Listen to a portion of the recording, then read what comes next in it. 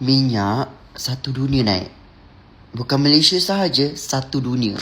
Apa yang kau tak faham lagi? Apa yang susah sangat kau nak faham?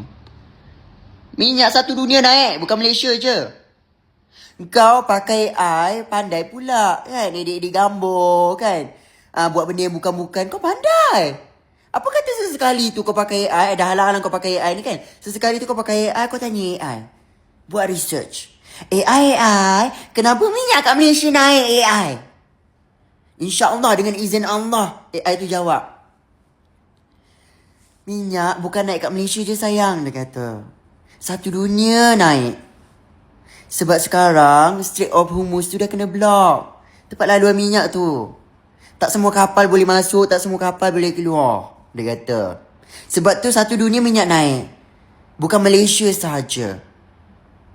Akan senang. Daripada kau edit gambar yang bukan-bukan tu. Tak apa-apalah kau ni lah. Engkau hidup dah bertahun dekat Malaysia.